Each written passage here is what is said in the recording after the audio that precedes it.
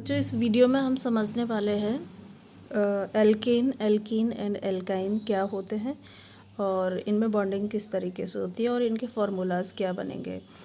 तो सबसे पहले हम बात करते हैं अल्केन की। अल्केन में जब carbon to carbon single bond पाया जाता है तो उनको हम अल्केन कहते हैं और इसका हम स्ट्रक्चर बना के इसका नाम बता सकते हैं या फिर हम इसका फार्मूला भी हमें पता होता है। तो इसका एक जनरल फार्मूला बनता है बच्चों CnH2n+2।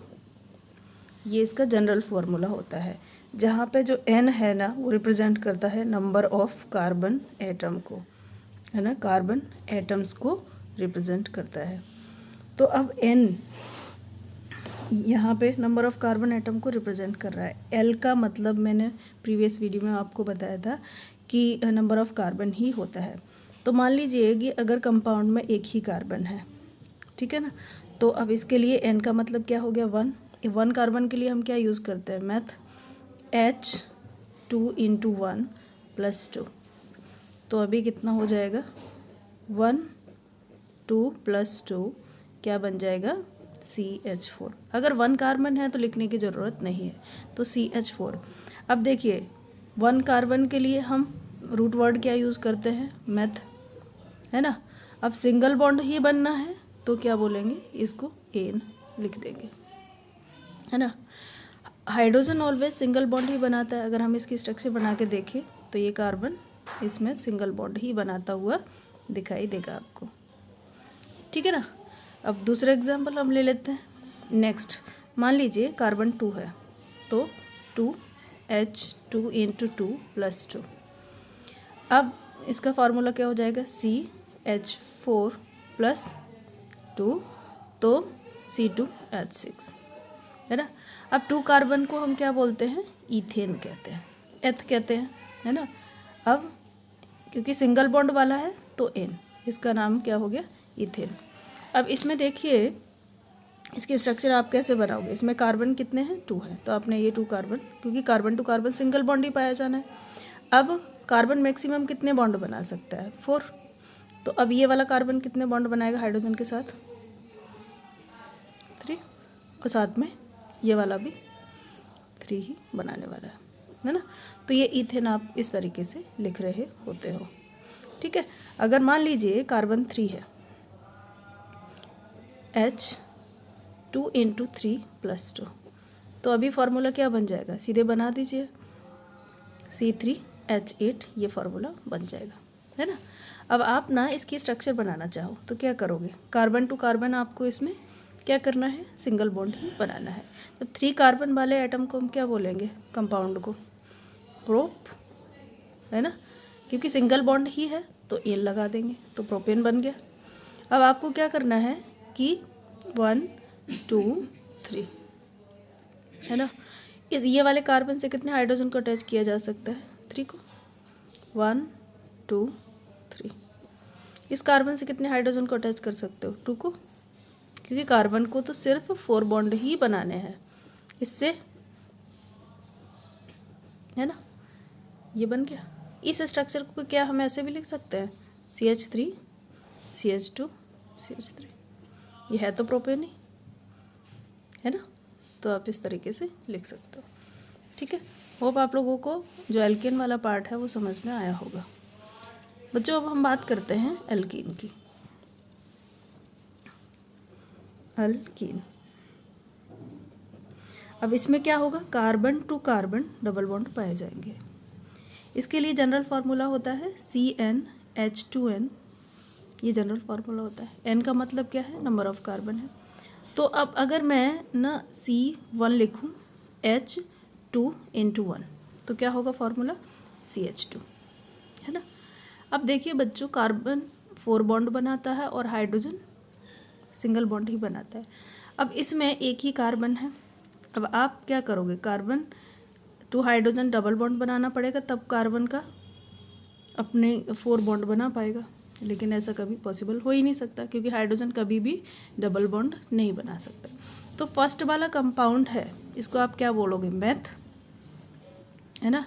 सफिक्स क्या लगाना है, इन लगाना है, लेकिन ये कभी एग्जिस्ट करता ही नहीं है, क्यों नहीं करता? क्योंकि हाइड्रोजन कभी भी डबल बॉन्ड नहीं बना सकता। अगले वाले केस की तरफ दूसरा एग्जाम्पल देखते हैं। तो इसका फर्स्ट मेंबर मैथीन कभी नहीं बनता है, ध्यान रखना। सेकेंड वाले की बात करते हैं। C2H2 इंटू 2 क्या हो जाएगा? C2H4।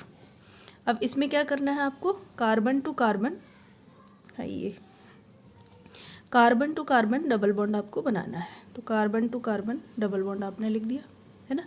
अब ये कार्बन से कितने हाइड्रोजन को अटैच किया जा सकता है? 2 को। तो आपने ये 2 हाइड्रोजन अटैच कर दिए।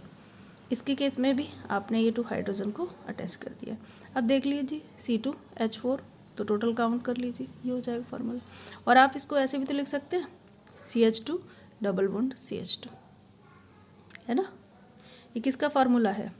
2 कार्बन को एथ बोलते हैं, इन, एथीन का फार्मूला बन गया। चलिए अब नेक्स्ट मैंने 4 कार्बन वाला कंपाउंड लिया, C4H2 इंटू 4, तो क्या हो जाएगा? C4H8। 4 कार्बन को हम क्या बोलते हैं? ब्यूट। अब क्योंकि डबल बॉन्ड बनेगा तो इसलिए इन हमने लिख दिया।